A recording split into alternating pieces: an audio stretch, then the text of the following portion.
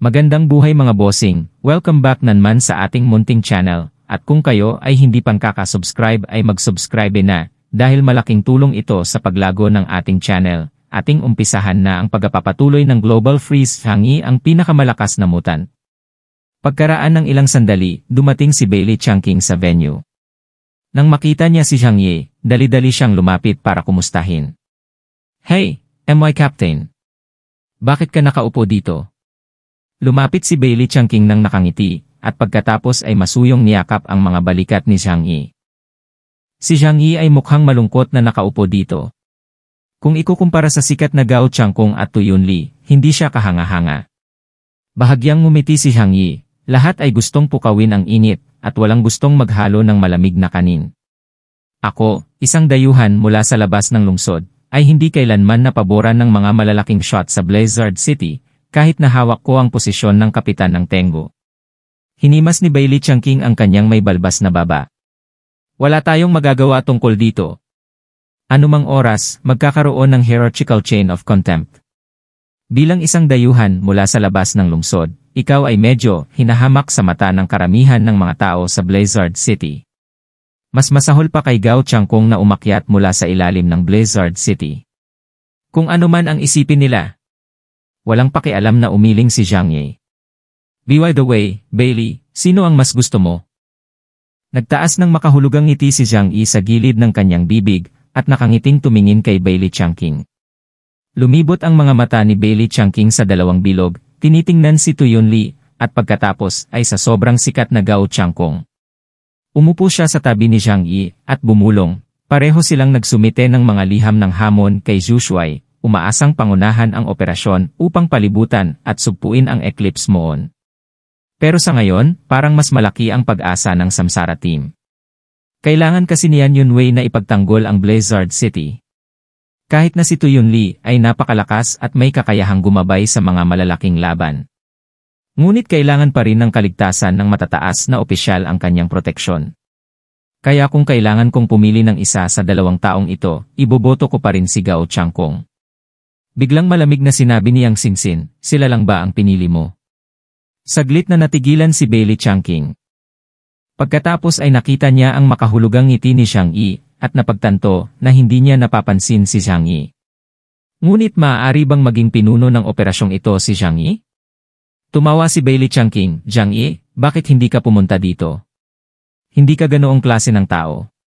Kilalang kilala ni Bailey Changqing si Zhang Yi, at alam niyang hindi siya ang uri ng tao na mahilig makipagkumpetensya para sa katanyagan at kayamanan.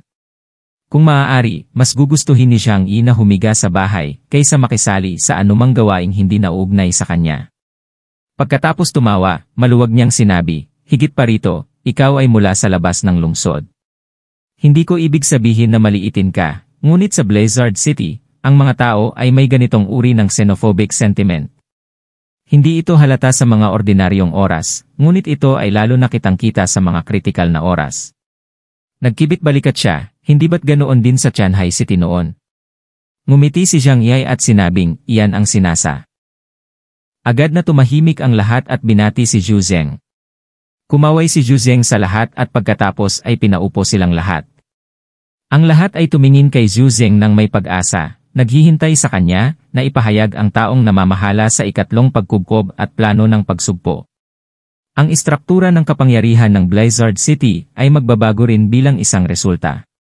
Parehong sina Tu Yunli at Gao Changkong ay may naghihintay na tingin sa kanilang mga mata. Pumunta si Zhu Zeng sa entablado at nagsimula ng kanyang talumpati. Una, ibinuod niya ang mga dahilan ng pagkabigo ng nakaraang dalawang plano sa pagkubkob at pagsugpo at gumawa ng ilang pagsusuri sa sarili. Ngunit hindi nagtagal, binanggit niya ang kanyang natamo mula sa dalawang misyon ng pagkubkob at pagsugpo. Narito, gusto kong i-highlight ang isang tao. Iyon ay si Zhang Yi mula sa Tianhai City. Sa ikalawang pagkubkob at pagsugpo sa misyon, nag-iisang pinatay niya ang 4 na membro ng Eclipse at nailigtas ang mukha ng Jay. Dahil sa pambihirang tagumpay na ito, ang pambihirang personal na katapangan ni Zhang Yi, at ang kanyang katapatan sa rehiyon ng Jiangnan. Nagpasya akong bumuo ng bagong pansamantalang pangkat ng investigasyon, kasama ang Black Robe Investigation Team, at ang Tianxian Investigation Team bilang core, pinangalan ng Tengu, at hinirang si Zhang Yi bilang pinuno ng pangkat ng investigasyon. Sa sandaling lumabas ang mga salitang ito, nagkaroon ng maraming talakayan sa ibaba. Gayunpaman, ang mga ekspresyon ng lahat ay hindi masyadong nagulat. Ang balitang ito ay matagal nang usap-usapan sa mga matataas na opisyal. Naiintindihan din ng lahat na kailangan talaga ang ganitong bagong puwersa. Bukod dito, si Zhang Yi ay may karanasan sa pakikipaglaban sa Eclipse, at nakamit ang mahusay na mga resulta, kaya makatuwiran para sa kanya na maglingkod bilang kapitan. Ngunit ang sumunod na sinabi ni Zhu Zeng ay nagpaiba sa pakiramdam ng maraming tao. Dahil hindi man lang binanggit ni Zhu Zeng sina Tu Yunli at Gao Changkung, ngunit palagi niyang itinataguyod ang namumukod tanging mga personal na gawain ni Zhang Yi, na tinatawag siyang isang bihirang henyo. Mula ngayon, para sa pagiging kumpidensyal ng mga senior combatant, hindi na namin tatawagin si Zhang Yi sa kanyang pangalan. Sa halip, tatawagin siya sa codename Chos O. Katulad nito, ang mga piling miyembro ng iba pang mga unit ng labanan ay tinatawag na lahat sa pamamagitan ng kaukulang mga pangalan ng code sa labas ng mundo. Ang mga maaaring magkaroon ng codename ay pawang mga elite. Halimbawa, ang mga miyembro ng pangkat ng pagsisiyasat at ang antas ng pinuno ng squad o mas mataas na bilang sa Yanyan Guard ay lahat ay may kaukulang mga titulo. Noong nakaraan lamang, ang mga pangalan ng code na ito ay ginagamit lamang sa panahon ng pagpapatupad ng mga gawain. Gayunpaman, ang Tengu Squad ay pansamantalang pagtatatag lamang. At ang salitang mula ngayon ay hindi pangkaraniwan kahit paano mo ito marinig. Sa pakikinig sa tono ni Zhu Zeng, napagtanto ng lahat na medyo banayad ang sitwasyon. Ibinaba ni Gao Changkung ang kanyang mga mata, nag-iisip. Nakasimangot din si Tu Yunli. Ano ang ibig sabihin ni Zhu Shui? Ang mga mata ni Bailey Changqing, na nakaupo sa tabi ni Zhang Yi, ay unti-unting nagbago at tumingin siya kay Zhang Yi. I murmured in my heart, hindi impossible naman diba? Habang nasa isip niya ito, narinig niya ang boses ni Zhu Zeng. Batay sa aking maingat na pagsasaalang-alang, napagpasyahan kong ang Tengu Team ang mangunguna sa susunod na operasyon upang palibutan ang Eclipse Moon. Ang Samsara Team ang mananagot sa pakikipagtulungan sa Tengu Team. At si Zhang Yi ang pinakamataas na commander sa larangan ng digmaan. Ang Combat Command Center ay magbibigay ng gabay sa larangan ng digmaan. Sa sandaling lumabas ang mga salitang ito, sumabog ang buong venue. Bagamat lahat sila ay may mataas na kalidad na mga talento, at sa pangkalahatan, ay hindi mawawala ang kanilang kalmado sa harap ng isang mataas na antas na tao tulad ni Zhu Zeng, ang kasalukuyang sitwasyon ay nagulat sa lahat at lumampas sa kanilang imahinasyon. Ano? Hayaan ng isang estranghero mula sa labas ng lungsod na magsilbing commander-in-chief ng operasyong ito. Anong mga kwalifikasyon ang mayroon siya? Kahit sa kasikatan o taktikal na kakayahan, maikukumpara niya sina Gao Changkung at Tu Yunli. Masyado itong pambata. Gayunpaman, dahil ginawa na ni Zhu Shui ang desisyong ito, dapat ay pinag-isipan niyang mabuti ito. Mukhang ang Zhang Yi na ito ay talagang namumukod tangi. Ang ilang mga tao ay nag-isip sa kanilang sarili. Nagawa niyang pumatay ng 4 na miyembro ng Eclipse. Napakalakas niya.